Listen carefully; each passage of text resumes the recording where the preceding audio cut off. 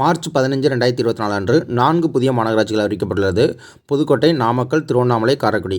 இதன்படி தற்போது தமிழ்நாட்டில் மாநகராட்சிகளின் எண்ணிக்கை 25ஆக அதிகரித்துள்ளது. சென்னை மாநகராட்சி தான் இந்தியாவின் மிக பழமையான மாநகராட்சி.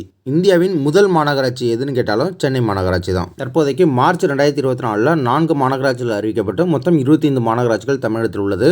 2021 புதுசாக 6 மாநகராட்சிகள் இணைச்சாங்க. அதன்படி 2021ஆம் ஆண்டு 21 மாநகராட்சிகள் இருந்தது. அந்த 6 மாநகராட்சிகள் என்னென்னா தாம்பரம், காஞ்சிபுரம், கடலூர், கரூர், கும்பகோணம், சிவகாசி. உங்களுக்கு 2024ஆம் ஆண்டு அறிவிக்கப்பட்ட 4 மாநகராட்சிகளில் பொருந்தாது எது அப்படின்னு சொல்லிட்டு அதில் ஒரு 3 மாநகராட்சியும் 2021 அறிவித்த ஒரு மாநகராட்சியும் கொடுக்க வாய்ப்பு இருக்குது. அதனால் இந்த 6ஐயும் அந்த 4ஐயும் தெளிவாக படிச்சுக்கிறது நல்லது. தமிழ்நாடு நாட்டிலேயே அதிக நகரமயமாக்கப்பட்ட மாநிலங்களில் ஒன்றாக திகழ்கிறது. 2011ஆம் ஆண்டு மக்கள் தொகை கணக்கெடுப்பின்படி மாநிலத்தில் நகர்ப்புற மக்கள் தொகையின் சதவீதம் 48.45%. தற்போது தமிழ்நாட்டின் மொத்த மக்கள் தொகையில் நகர்ப்புறங்களில் 53% பேர் வாழ்கின்றனர்.